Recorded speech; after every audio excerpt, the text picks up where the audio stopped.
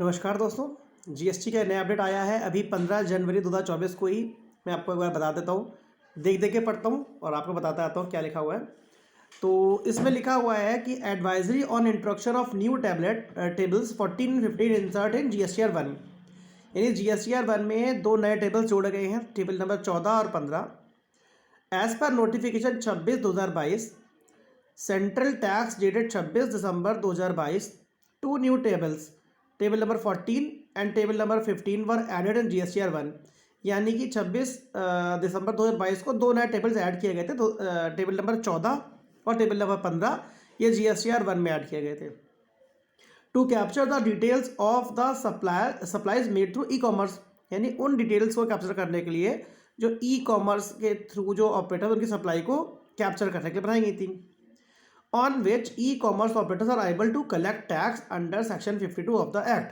यानी कि इसमें सेक्शन 52 के अंतर्गत ई कॉमर्स वालों को टैक्स का कलेक्शन करना था और लाइबल टू पे टैक्स अंडर सेक्शन 9/5। यानी या फिर आपको जो टैक्स पे करना था अंडर सेक्शन 9(5) में करना था। These tables have now been made live on the GST common portal. अब इन टेबल्स को टेबल नंबर 14 और टेबल नंबर 15 तो जीएसटी कॉमन पोर्टल पे लाइव कर दिया गया है। These two new tables were available in GSTR 1 from January 2024 tax period onwards.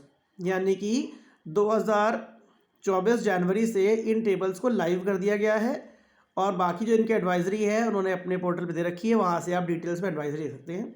तो एक नई अपडेट थी, अभी आई है रिसेंट, तो मैंने आपको उसके लिए अपडेट कर दिया।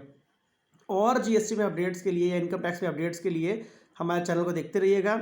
अभी इनकम टैक्स का बजट आने वाला, नए स्लैब्स या जो भी चेंजेस होंगे उसके बारे में भी जितनी जानकारी सकेगी आपको दी जाएगी। और अगर कोई आपकी क्वेरी है या अगर आप चाहते हैं अपना इनकम टैक्स या जीएसटी का कोई भी काम जो हमारे थ्रू हो, तो हमारे आप पोर्टल पे यूट्यूब पे मैसेज कर सकते हैं।